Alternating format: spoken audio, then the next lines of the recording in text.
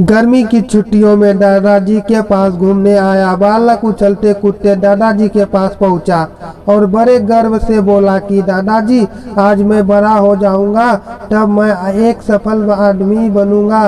क्या आप सफल होने का कुछ उपाय बता सकते हैं? दादाजी हाँ में सिर हिला दिया और बिना कुछ कहे लड़के का हाथ पकड़ा और उसे करीब की पौधशाला ले गए। वहां जाकर दादाजी ने उसे 2 छोटे छोटे पौधे खरीदे और घर वापस आ गए।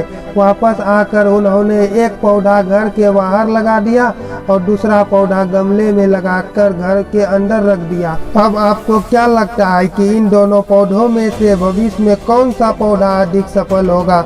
दादाजी ने लड़के से पूछा। लड़का कुछ समय तक सोचते रहा और फिर बोला, घर के अंदर वाला पौधा ज्यादा सफल होगा, क्योंकि वह हर एक खतरे से सुरक्षित है, जबकि बाहर वाले पौधे को तेज धूप, आंधी, पानी और जानवरों से भी खतरा है। दादाजी की बोले, चलो देखते हैं आगे क्या होता है, और वह अखबार उठाकर पढ़ने लगे। दादाजी दोनों पौधों पर ज्यादा ध्यान देने रहे और समय बीतता गया। 3-4 साल बाद जब एक बार फिर वह लड़का अपने माता पिता के साथ गांव घूमने आया, तब अपने दादाजी को देखा और देखते ही बोला, दादाजी, पिछली बार मैंने आपसे सफल होने के उपाय मांगे थे, पर आपने कुछ भी नहीं बताया था, पर इस बार आपको कुछ बताना ही होगा। दादाजी मुस्कुराए और लड़के को उस जगह ले गए जहां पर उन्होंने गमले में पौधा लगाया था। अब वह पौधा एक पेड़ में बदल चुका था। लड़का बोला, देखा दादाजी, मैंने कहा था ना कि ये वाला पौधा ज्यादा सफल होगा। दादाजी ने बोला कि अरे पहले बाहर वाले पौधे का हाल तो देखो।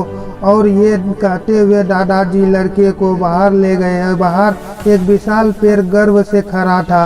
उसकी शाखाएं दूर तक फैली हुई थी और उसके छांव में खड़े राहगीर आराम से बातें कर रहे थे। अब दादाजी ने पूछा, बताओ कौन सा पौधा ज्यादा सफल हुआ? लड़का कुछ शर्माते हुए बोला, बाहर वाला। लेकिन ये कैसे संभव है? बाहर तो उसे न जाने कितने खतरों का सामना करना पड़ा होगा। दादाजी मुस्कुराए और बोले, हाँ, बाहर वाले पौधे को बहुत सी चीज़ों से सामना करना पड़ा होगा, लेकिन समस्या का समाधान करने से अपने फायदे भी होते हैं। बाहर वाले पौधा के पास आज़ादी थी कि वह अपनी जड़ें इतनी चाहे उतनी फैला ले, अपनी शाखाओं से आराम को छू ले। और तुम जिस आंधी तूफान से इस पेड़ की मुसीबत समझते थे, उसी आंधी तूफान ने ही इस पेड़ की जड़ों को इतना मजबूत बना दिया है कि आज एक छोटा सा आंधी तूफान इस पेड़ का कुछ भी नहीं बिगाड़ सकता।